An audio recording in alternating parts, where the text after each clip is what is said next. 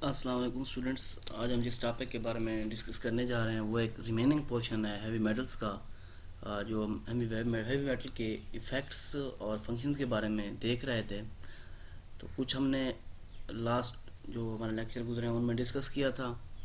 आज हमारा जो जिस हैवी मेटल के बारे में डिस्कस करने जा रहे हैं वो है निकल्स, और इसके साथ कुछ अदर जो हैवी मेटल्स हैं वो भी हम डिस्कस करेंगे।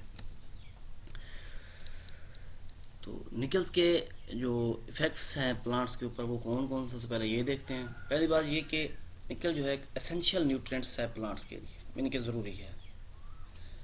सेकंड ये कि ये प्लांट्स को अपनी ग्रोथ, जो नॉर्मल ग्रोथ का पैटर्न है उसके लिए निकल थोड़ी सी कंसंट्रेशन में ज़रूरत पड़ता है। थर्ड ये कुछ एरियाज़ ऐसे हैं जहां ह्यूमन एक्टिविटीज़ की वजह से निकल की कंसंट्रेशन काफ़ी ज़्यादा इंक्लूसिव हो गई है, बहुत ज़्यादा हो गई। तो इसके क्या इफ़ेक्ट्स या किस वजह से ज़्यादा ह्यूमन एक्टिविटीज़ जो हैं कौन कौन सी हैं। अब मीनिंग वर्क, ये कान कुनी का जिस वर्क हम जिसे कहते हैं, काने वगैरह खोदना, ये काम। Emission of smelters, burning of coals या एल, कोल या एल की बर्निंग की वजह से, स्मेल्टर की वेशन की वजह से, सेवेज वगैरह, फास्फेट फर्टिलाइजर्स हो गए जो हम बहुत ज़्यादा यूज़ करते हैं, पेस्टिसाइड्स, इनका बहुत ज़्यादा यूज़ है। इनकी वजह से कंसंट्रेशन, ये जितनी भी हमने एग्जांपल यहाँ डिस्कस किए हैं, ये ओवरऑल एक्टिविटीज़, ह्यूमन एक्टिविटीज़ की वजह से ये चीज़ें पॉसिबल हैं, वरना ये कंसंट्रेशन ऐसे इंक्रीज़ नहीं कर सकती। इफ़ेक्ट्स क्या हैं प्लांट्स के ऊपर, डायग्राम में आपको दिखाया भी जा रहा है। Diverse toxicity symptoms such as chlorosis and necrosis. Necrosis जो है पार्ट्स वगैरह बांध देना। Nickel second one, decrease chlorophyll contents. Chlorophyll contents decrease होंगे तो येलोनेस, जिससे क्लोराइसिस का पैटर्न भी इसी से रिजेंबल करता है। अब यहाँ एग्जांपल में देखें, यहाँ आपको स्पॉट नज़र आ रहे हैं, ये वाइट स्पॉट्स यहाँ पे देखें, ये क्लोराइसिस का पैटर्न है, ये क्या नेक्रोसिस वगैरह। और ये ओवरऑल जब येलोनेस शो करेगा तो इसे क्या कहेंगे, that is the decreasing chlorophyll contents. फिर आ जाता है effects of iron on plants. Function क्या है, सबसे पहली बात, आयरन जो है मोस्टली इन्वॉल्व होता है प्लांट फोटोसिंथेसिस प्रोसेस में। हम ये भी कह सकते हैं that are the important biological role in the process. कौन कौन से प्रोसेस हैं, फोटोसिंथेसिस हो गया, क्लोरोप्लास्ट डेवलपमेंट का प्रोसेस हो गया, एंड क्लोरोफिल बायोसिंथेसिस का प्रोसेस हो गया। ये इसके क्या है, इंपॉर्टेंट फंक्शन है प्लांट की लाइफ में, कि क्या रोल है आयरन का। इसके इफेक्ट्स क्या हैं प्लांट्स के ऊपर।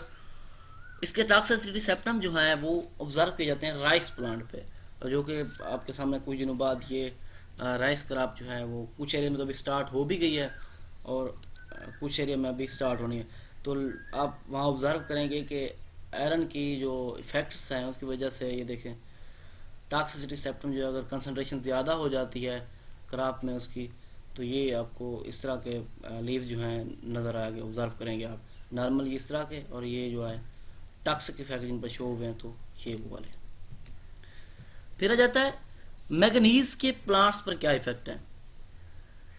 फर्स्ट वन, एक एसेंशियल प्लांट मिनरल न्यूट्रिएंट्स है, अपनी कंसंट्रेशन जितनी उसकी ज़रूरत है प्लांट्स के लिए क्या है, एसेंशियल है। की रोल इन फोटोसिंथेसिस, फोटोसिंथेसिस में इनका इंपॉर्टेंट रोल है।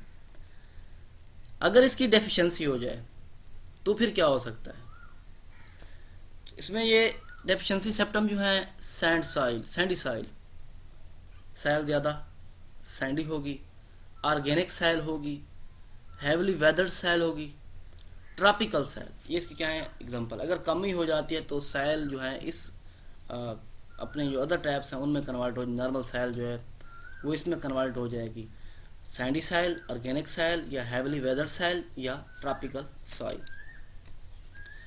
मैग्नीज के इफेक्ट्स क्या हैं प्लांट्स के ऊपर, वो तो उसके बेनिफिशियल इफेक्ट थे। तो ये टॉक्सिक इफेक्ट कौन से हैं, necrotic brown spotting on leaves, आपके सामने ये देखिए, ब्राउन स्पॉटिंग ऑन लीव्स, पेट्यूल या स्टेम यहाँ पे, या फिर ये स्टेम का पोर्शन जहाँ स्टार्ट होता है, जहाँ से लीव अटैच्ड होते हैं वहाँ पे। Associated with chlorosis and browning of the tissue, chlorosis का पैटर्न ये आपके सामने किलनेस का जो शो हो रही है, या ब्राउनिंग ऑफ टिश्यूज़ वगैरह, ये देखें, ये आपके सामने है, ये वाला पोर्शन जो है ये क्या, ब्राउनिंग ऑफ द टिश्यूज या क्लोरोसिस। फिर आ जाते हैं आर्सेनिक का इफेक्ट क्या है प्लांट्स के ऊपर। सबसे पहले इसके टॉक्सिक इफेक्ट देखते हैं। सीड जर्मिनेशन को रिड्यूस कर देता है, डिक्रीज कर देता है। सीडलिंग हाइट को भी डिक्रीज कर देता है। ग्रोथ को स्टंट करता है। क्लोरोसिस और विल्टिंग काज करता है प्लांट्स में। लीफ फ्रेश वेट डिक्रीज कर देता है। ड्राई मैटर प्रोडक्शन वो भी डिक्रीज कर देता है। यील्ड जो आप एक्सपेक्ट कर रहे होते हैं वो भी डिक्रीज। ये जितने भी पैटर्न्स हैं मीन के germination, seedling, growth, wilting, fresh weight production या यील्ड, ये सारे इसी इफेक्ट्स ऑफ आर्सेनिक्स के हैं जो हमें सारे के सारे रिड्यूस हो रहे हैं। प्लांट्स पर क्या इफेक्ट्स हैं, वो तो टॉक्सिक लेवल अगर इसका हाई था कि टॉक्सिक इफेक्ट जो है उसी में ये भी जो चल रहा है। तो सीड जर्मिनेशन वो भी रिड्यूस। सीडलिंग रूट लेंथ अगर इसकी कंसंट्रेशन 10 मिलीमोलर तक चली जाती है तो वो भी क्या हो जाएगी, आपके सामने ये देखें, कंट्रोल में जो है कोई फ़र्क नहीं पड़ा, यहाँ कोई कंसंट्रेशन हमने अप्लाई नहीं की। सेकंड में हमने 5 मिलीमोलर किया, लेकिन इसने क्या किया, अपना इफेक्ट शो किया। तो जर्मिनेशन या रूट की जो लेंथ है, अब ये देखें कि कुछ ऐसी हैं जो अपने लेवल तक पहुंच सकती हैं, बाकी सारी की सारी ये देखें, ये देखें वहीं रुकी हैं। अगर कंसंट्रेशन इंक्रीज़ की है, 10 मिलीमोलर की है, तो आपके सामने ये रूट्स जो हैं वो फर्स्ट पैटर्न से क्रॉस आउट भी नहीं कर सकी। ऊपर कुछ भी आपको नज़र उसकी जो जर्मिनेशन का प्रोसेस भी नहीं हुआ, लीव्स वगैरह भी नहीं है। लास्ट पे जाता है कंक्लूजन्स ओवरऑल हैवी मेटल्स के। जो हैवी मेटल पोल्यूटेड सेल्स होती है, पहली बात यह है कि वो ग्रोथ को रिड्यूस कर देती है। क्यों? Due to physiological and biochemical activities, क्योंकि इसमें क्या जाती है, चेंजेस आ जाती हैं। 2 एस्पेक्ट्स हैं interaction of plants heavy metal के। फर्स्ट वन, ये हैवी मेटल जो है नेगेटिव इफेक्ट प्लांट्स पर शो करते हैं, ये हम पीछे देखते भी आए हैं। Plants have their on resistance mechanism against toxic effect and for detoxifying heavy metal. अब ये भी हम देखते हैं कुछ प्लांट्स अपने आप को इन हैवी मेटल के खिलाफ अपने रेजिस्टेंस रखते हैं कि वो इनकी वजह से, इनके कोई टॉक्सिक इफेक्ट से इनको थोड़ा बहुत फ़र्क पड़ता है, लेकिन ज़्यादा नहीं पड़ता। हैवी मेटल की टॉक्सिसिटी जो है can be removed by the bioremediation, या सेकंड ये कह लें कि फाइटो रेमिडेशन का प्रोसेस है। फिर आ जाता है कि फैटोक्सिक्शन जो है मोस्ट कॉमन मेथड है फैटो रेमिडेशन का, जो कि हैवी मेटल पोल्यूटेड सेल को ट्रीट करने के लिए ऐसा कह लें कि यूज़ किया जाता है। अब फैटो रेमिडेशन क्या है?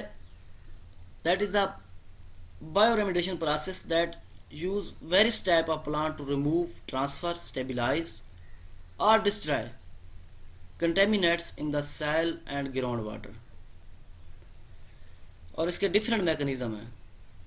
फिर आ जाता है फैटो एक्सट्रैक्शन क्या है, 2 वर्ड हमने यूज़ किए हैं। Is the sub process of phytoremediation in which plants remove dangerous elements और कंपाउंड फ्रॉम सॉइल और water, most usually heavy metal that have high density and may be toxic to the organism even at low concentration, that is called phyto extraction। जी तो students, ये था हमारा आज का topic जिसके बारे में हमने डिस्कस किया। कुछ जो हमारे हैवी मेटल्स रह गए थे, इनमें आज हमने जिनका जिक्र किया है उनमें निकल है, इसके इफ़ेक्ट्स क्या हैं प्लांट्स के ऊपर, बेनिफिशियल इफ़ेक्ट्स क्या हैं वो डिस्कस किए हैं।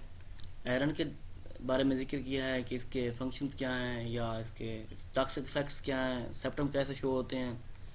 मैंगनीज़ का बताया है कि इसका इम्पॉर्टेंट रोल क्या है, और इसके टॉक्सिक इफेक्ट्स या डायग्राम में जो आपको दिखाया गया है कि क्या क्या चीज़ें ऑब्जर्व की जाती हैं मैंगनीज़ की डिफिशिएंसी या इसकी अगर कंसंट्रेशन ज़्यादा हो जाए उसकी वजह से। फिर हमने आर्सेनिक के बारे में, उसके टॉक्सिक इफेक्ट जितने भी थे हमने वो देखे हैं कि क्या क्या अगर प्लांट्स में, अगर ये प्लांट्स ऑब्जर्व कर लेते हैं किस तरीके से, तो प्लांट्स को कौन कौन से नुकसान का या इफ़ेक्ट्स का सामना करना पड़ता है, तो वो जिक्र किए हैं। और फिर हमने इसके 3 लेवल भी आपको दिखाए हैं, कंट्रोल, 5 एंड 10। कंट्रोल पे इस पर कोई फ़र्क नहीं पड़ता। 5 पे इसकी रूट्स जो हैं उसकी लेंथ जो है वो कम हो जाती है, और 10 पे ना होने के बराबर रह जाती है हायर लेवल पे, और ऊपर लीव्स वगैरह भी अपेयर नहीं होते। फिर हमने लास्ट के कंक्लूजन के बारे में जिक्र किया। उसके दो एस्पेक्ट्स हमने, पहले नेगेटिव इफेक्ट, सेकंड क्या है प्लांट्स में रेजिस्टेंट मैकेनिज्म जो हैं वो, और फिर हमने दो और प्रोसेस जिनमें फाइटो रेमिडेशन और बायो रेमिडेशन का प्रोसेस भी हमने जिक्र किया। जी तो स्टूडेंट्स, ये हमारा आज का टॉपिक था। नेक्स्ट लेक्चर तक के लिए